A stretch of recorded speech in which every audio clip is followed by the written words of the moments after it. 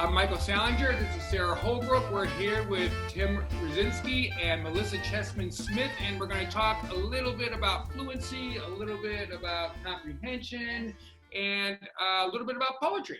We are. Michael and I are both poets and educators, and we want Tim and Melissa to introduce themselves too. Hi, everybody. Thanks, Michael and Sarah, for inviting us to participate in this. We're big fans of your poetry, so this is natural for us. If you don't mind some selfless promotions, shameless promotion, I guess, Melissa and I are the author of the Megabook of Fluency. We're not modest at all in terms of our title here, but we know that poetry really offers some great opportunities for kids to develop as readers. Melissa?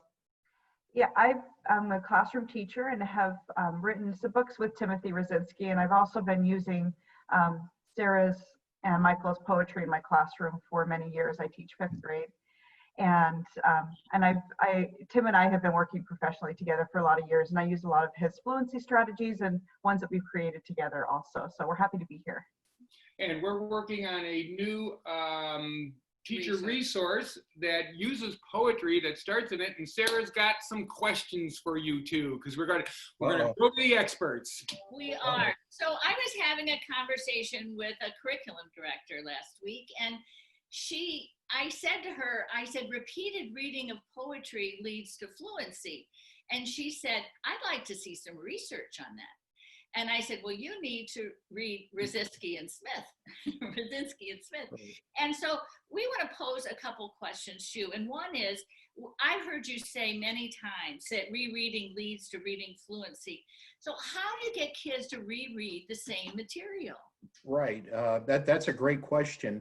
Right now, in the age of dibbles, we have kids reading something over and over again for the purpose of reading fast, and that's not a very authentic purpose. For me, it's the idea, and Melissa also, it's the idea of performance. If you're going to perform something, you're going to rehearse. The rehearsal is just, I think, a more authentic name for repeated reading. So we think of those kinds of texts that are meant to be performed, and at the top of our list is poetry, meant to be performed with expression and enthusiasm and joy.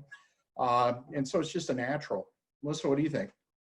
Right, when kids have to focus on expression, we don't have to tell them to reread the text. They just automatically do that. And every time they do that, it's sort of like a skill drill would be for if you're playing soccer. It's that creating that muscle memory. When you do something over and over and over again, your brain becomes more automatic with it. And so that leads to fluency. And I think that poetry lends itself to reading because poetry is so layered with meaning that that every reading may give you a little more insight to it. So there's an authentic reason to reread poetry. Like, Sarah, tell us what you say about reading a paragraph, Sarah Holbrook. Oh, right. I want to reread this paragraph 6 times, said no kid ever. But they will reread home, particularly if they know they're going to be performing it for an audience, even if it's just the audience is just their dog. Exactly. And we know that even as adults, we know that we can get new meaning every time we read. And the concentration of just literary elements and vocabulary that's within a poem, you don't have to do a whole lot of digging to find the lesson in the poem, because the poem is a mini lesson in itself a lot of times. I'm glad you brought up vocabulary, because I think if the text is short, kids are more likely to look up 1 or 2 words than if they have 2 pages of text. But let's turn this over to the PhD. What do you say?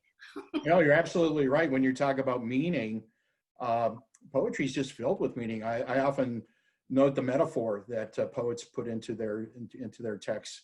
And you mentioned something about Sarah and Michael about the brevity of poetry. When you're talking about kids who struggle in reading, sometimes they're overwhelmed by a text that is 5 or 6 or 10 pages long. Anybody can master a short poem of 10, 12, 16 lines and feel like they've actually accomplished something. So it really is almost, to me, the perfect text for struggling readers. It gives all kids a chance for success. We think. Right. Yeah. What do you find with your students, Melissa? Speaking of vocabulary, I think that when words are hard in in maybe a content area text, kids push away from it. But if there's a couple of fun new words in poetry, it has the opposite effect for kids. It's like, oh, that's a fun word to say, and now I know it. And I'm a good reader because this is a new word, and it's kind of maybe a long one or a different one that I can say and I can know.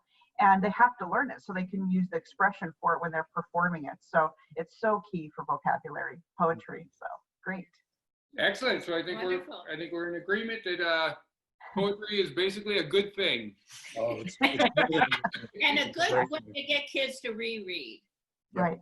Yep, absolutely. Okay, that looks like that's a take. a take. Melissa, what time is it there? Is it